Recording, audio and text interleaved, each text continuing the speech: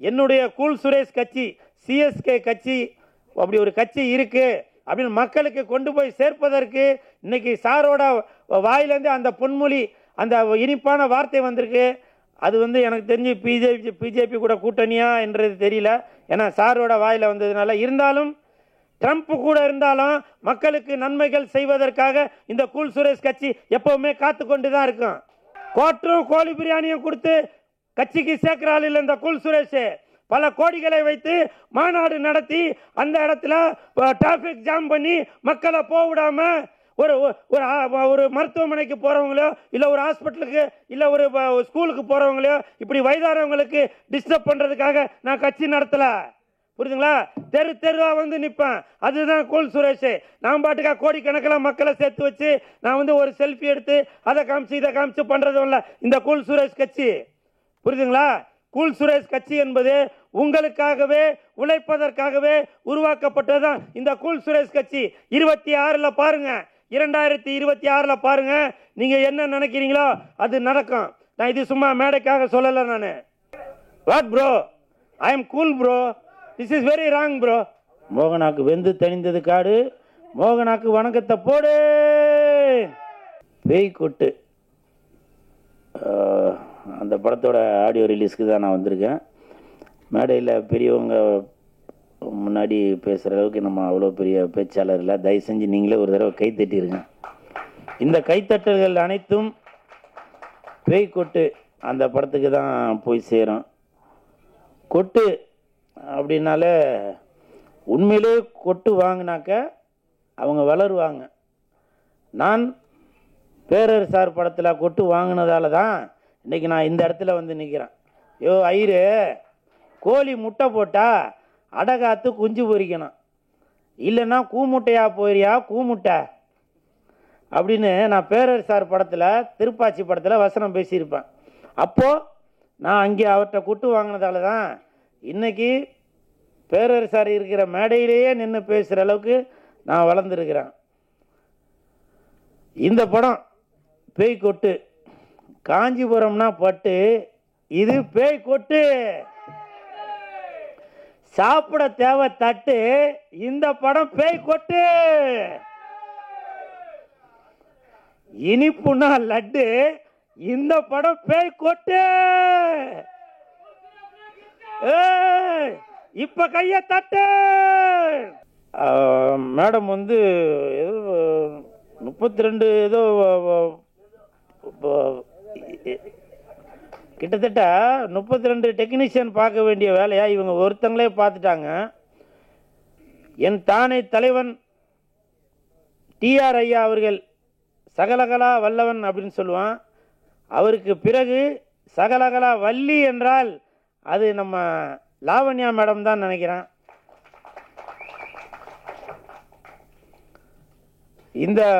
இந்த மாசத்துல மகளிர் தினம். இந்த மகளிர் தினம் இந்த மாசத்துல இந்த மேடம் இந்த மாதிரி எல்லா திறமையும் உள்ள 10 அவார்டு வாங்கியிருக்கதா சொன்னாங்க. எனக்கு தெரிஞ்சு 12 அவார்டு, 11வது அவார்டு நம்ம பேரரசார் அவர்கள் கொடுத்துருக்காங்க. 12வது அவார்டு ஜாகுவார் தங்கம் அவர்கள் கொடுத்துருக்காங்க, மாஸ்டர் அவர்கள். 13வது அவார்டு இந்த கூல் சுரேஷ் கொடுக்குறான்.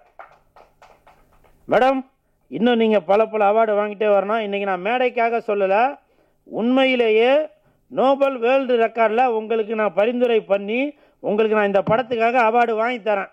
அப்படி ஒரு வேளை வாங்கி தரலைன்னா, அதாவது நான் அவர் பேசும்போது நான் பேசிகிட்டு இருந்தேன், அதுக்கு பதிலாக நீ பேசும்போது நானும் பேசுகிறேன்டா.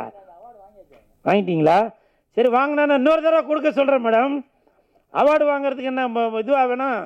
அவார்டு வாங்கிறதுக்கு இப்போ உள்ளதுக்கு திறமையே தேவையில்லை.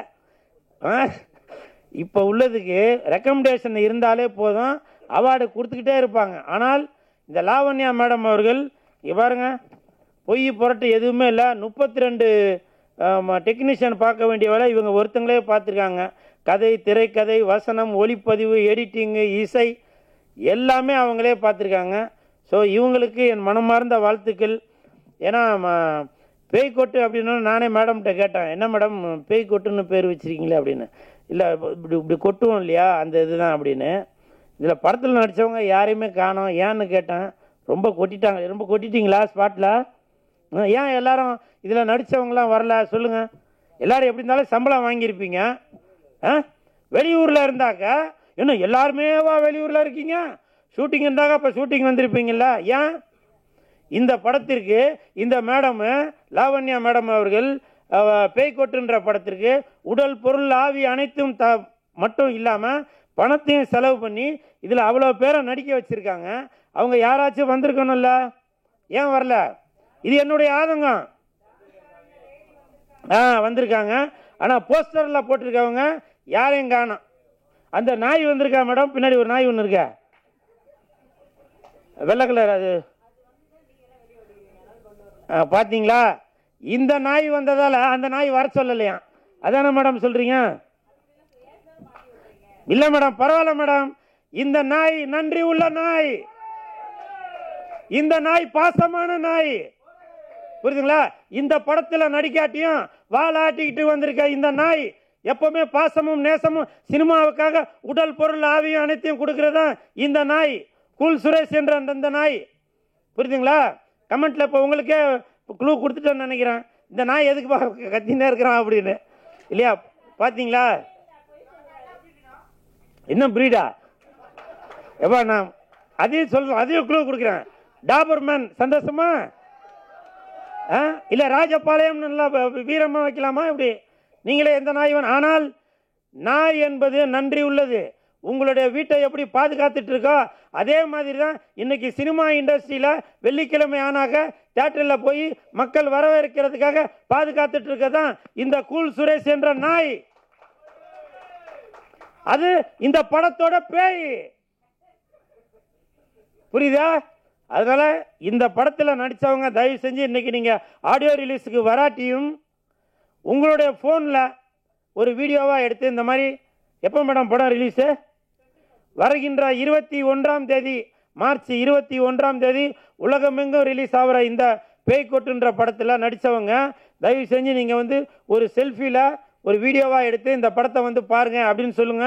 நீங்களும் படம் பார்க்கறதுக்கு தியேட்டருக்கு வாங்க, சரிங்களா? நீங்கள் சொன்னால் சரிதாங்க. அதே மாதிரி சிஎஸ்கே கட்சி, கூல் சுரேஷ் கட்சி பேரர் சார் அவர்கள் சொன்னாங்க. உண்மையிலேயே இது வரைக்கும் நான் பல மேடைகளுக்கு போயிருக்கேன். காம்பேர் பண்ணுறவங்க தான் மேடைக்கு வாங்கன்னு சொல்லுவாங்க. ஆனால் அஜித் சார், விஜய் சார், இன்னும் பல ஜாம்பவான்களை வச்சு இயக்கிய பேரர் சார் அவர்கள் என்ன மேடைக்கு வாங்க அப்படின்னு சொன்னது அது வந்து எனக்கு மிகப்பெரிய சந்தோஷம். இன்னைக்கு வந்து அது ரெக்கார்ட் ஆயிருக்கான். எனக்கு பல தலைமுறை தாண்டினாலும் பேரர் சார் என் பேரை சொல்லி மேடைக்கு வாப்பா அப்படின்னு சொல்லியிருக்காரு. ஏன்னா ஒருத்தங்க கை கொடுத்து தூக்கி விட்டாதான் நம்ம அடுத்த கட்டத்துக்கு போக முடியும். அப்படி என்னுடைய பேரை அப்படி என்னுடைய பேரை கூல் சுரேஷ் நீங்க மேடைக்கு வாங்க அப்படின்னு சொல்லிருக்காரு. உண்மையிலேயே அது எனக்கு வந்து ரொம்ப ரொம்ப ரொம்ப ரொம்ப சந்தோஷப்படுறேன். அது மட்டும் இல்ல, என்னுடைய கூல் சுரேஷ் கட்சி, சிஎஸ்கே கட்சி, அப்படி ஒரு கட்சி இருக்கு அப்படின்னு மக்களுக்கு கொண்டு போய் சேர்ப்பதற்கு இன்னைக்கு சாரோட வாயிலேருந்து அந்த பொன்மொழி, அந்த இனிப்பான வார்த்தை வந்திருக்கு. அது வந்து எனக்கு தெரிஞ்சு பிஜேபி கூட கூட்டணியா என்றது தெரியல, ஏன்னா சாரோட வாயில வந்ததுனால. இருந்தாலும் ட்ரம்ப் கூட இருந்தாலும் மக்களுக்கு நன்மைகள் செய்வதற்காக இந்த கூல் சுரேஷ் கட்சி எப்பவுமே காத்து கொண்டு தான் இருக்கும். அப்புறம் நிறைய பேர் சொன்னீங்க திராவிடம் பேர் வச்சு வைப்பாங்க, இல்லை வேற எதனா ஜாதி பேர் வச்சு இப்படிலாம் வைப்பாங்க அப்படின்னு. எதற்காக நான் கூல் சுரேஷ் அப்படின்ற பேரை வச்சிருக்கேன் அப்படின்னாக்கா, எனக்கு மற்றவர்கள் பெயரை வைத்து அந்த வேலை செய்யணுன்ற எனக்கு எண்ணம் இல்லைங்க. மக்களுக்கு உழைக்கிறதுக்காக தான் இந்த கூல் சுரேஷ் இருக்கிறேன். அதனால தான் நாளைக்கு ஏதாவது ஒரு பிரச்சனை என்றாலும் கண்டிப்பாக இந்த கூல் சுரேஷ் தான் வந்து நிற்பேன். நீங்க ஒரு பேர் வச்சிருக்கீங்களே, இறந்தவங்க பேர் வச்சாலும் சரி, இல்ல இறக்காதவங்க பேர் வச்சிருந்தாலும் சரி, அவங்க கல்லறையில் வந்து நின்று உங்களுக்காக போராட போறதில்ல. உடல் பொருள் ஆவி அனைத்தும் உள்ள இந்த கூல் சுரேஷ் வந்துதான் உங்களுக்காக போராட போறது. அதனாலதான் அடுத்தவங்க பேரை வச்சு நான் ஏமாத்த நினைக்கல. என்னுடைய பேரை கூல் சுரேஷ் என்ற பேரை, என் பேரை வச்சுதான் நான் இன்னைக்கு கட்சி ஆரம்பிச்சிருக்கேன். உங்களுக்கு விருப்பம் இருந்தால் இந்த கூல் சுரேஷ் கூட நீங்க கூட்டணி வைக்கலாம், இல்லையா தனித்து நிக்கிறேன். கூல் சுரேஷ் தனிச்சு நிப்பேன். என் கூட பல கோடி பேர் இருக்கணும்ன்ற முக்கியம் இல்ல. நான் ஒருத்தர் இருந்தாலுமே எந்த இடத்துல நின்னாலும் அந்த இடத்துல கூட்டம் இருக்கும். கூல் சுரேஷ் இருக்கிற இடத்துல கூட்டம் இருக்கும், கூட்டம் இருக்கிற இடத்துல கூல் சுரேஷ் இருப்பான். தட்டு கோட்டரும் கோழி பிரியாணியும் கொடுத்து கட்சிக்கு சேர்க்கிறாள் இல்லை இந்த கூல் சுரேஷ். பல கோடிகளை வைத்து மாநாடு நடத்தி அந்த இடத்துல டிராபிக் ஜாம் பண்ணி மக்களை போக விடாம ஒரு ஒரு மருத்துவமனைக்கு போறவங்களோ இல்ல ஒரு ஹாஸ்பிட்டலுக்கு இல்ல ஒரு ஸ்கூலுக்கு போறவங்களோ இப்படி வயதானவங்களுக்கு டிஸ்டர்ப் பண்றதுக்காக நான் கட்சி நடத்தல. புரியுதுங்களா? தெரு தெருவா வந்து நிற்பேன். அதுதான் கூல் சுரேஷ். நான் பாட்டுக்கா கோடிக்கணக்கில் மக்களை சேர்த்து வச்சு நான் வந்து ஒரு செல்ஃபி எடுத்து அதை காமிச்சு இதை காமிச்சு பண்றதும் இல்லை இந்த கூல் சுரேஷ் கட்சி. புரியுதுங்களா? கூல் சுரேஷ் கட்சி என்பது உங்களுக்காகவே உழைப்பதற்காகவே உருவாக்கப்பட்டதுதான் இந்த கூல் சுரேஷ் கட்சி. 26 பாருங்க, 2026 பாருங்க, நீங்க என்ன நினைக்கிறீங்களோ அது நடக்கும். நான் இது சும்மா மேடைக்காக சொல்லல நான். புரியுதுங்களா? என்ன சார் கேட்டீங்க? சார் நான் குல்லா போடுற ஆள் இல்லை சார். புரியுதுங்களா? என் கூட இருக்கவங்க எல்லாமே அல்லாஹ் கூட இருக்கிறவங்க தான். புரியுதுங்களா? What bro, this is very wrong bro. What bro, this is very wrong bro. புரியுதுங்களா? cool bro, this is very wrong bro, I am cool bro. புரியுதுங்களா? அதே மாதிரி நம்ம லாவண்யா மேடம் அவங்க வந்து இந்த மகளிர் தினத்தில் இந்த மாசத்துல ஒரு சிறப்பான வேலையை செய்து இன்னைக்கு படம் ரிலீஸ் பண்ணியிருக்காங்க. இப்போ சமீபத்தில் ஒரு வார காலமாக பார்த்தீங்கன்னாக்கா லேடி சூப்பர் ஸ்டார் அப்படின்னாக்க நம்ம நயன்தாரா மேடம் அப்படின்ற எல்லாருக்கும் தெரியும். இப்போவும் சொல்கிறாங்க, அவங்க வேண்டான்னு சொல்லியிருக்காங்க. இப்போவும் சொல்கிறேன், எப்படி தமிழ்நாட்டில் இந்தியை இங்கு வச்சு அழிக்க முடியாதோ, தமிழ்நாட்டில் இந்தியை இங்கு வச்சு அழிக்க முடியாதோ அதே மாதிரி தான் லேடி சூப்பர் ஸ்டார் என்றால் அது நயன்தாரா, நயன்தாரா என்றால் அது லேடி சூப்பர் ஸ்டார். நீங்க எந்த இங்கு வச்சு அழிக்க முடியாது, எந்த இங்கு ரப்பர் வச்சும் அழிக்க முடியாது. தமிழ், தெலுங்கு, மலையாளம், இந்தி வரைக்கும் போயிட்டாங்க லேடி சூப்பர் ஸ்டார் நம்ம நயன்தாரா அவர்கள். அதனால lady super star Nayanthara is equal to Tamil Nadu. இதுல எந்த மாற்று கருத்துமே இல்லை. அதனால இனிமேல் லேடி சூப்பர் ஸ்டார் என்றால் அது நயன்தாரா, நயன்தாரா என்றால் அது லேடி சூப்பர் ஸ்டார். அதே மாதிரி என்ன சார்?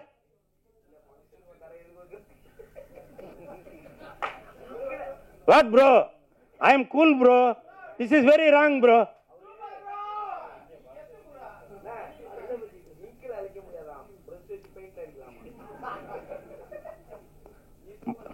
சார், செவத்துல உள்ளதை அழிக்கலாம் சார், மனசுல உள்ளதை அழிக்க முடியாது. புரியுதுங்களா? சரி, இந்த பேய்கொட்டு படத்தில் நடித்த அனைத்து கலைஞர்களுக்கும் என் மனமார்ந்த வாழ்த்துக்கள். இல்லை ப்ரோ, பேப்பர் காலி ப்ரோ, பேப்பர் காலி. 26 ஐயா ஜாலி தட்டு. தேங்க்யூ.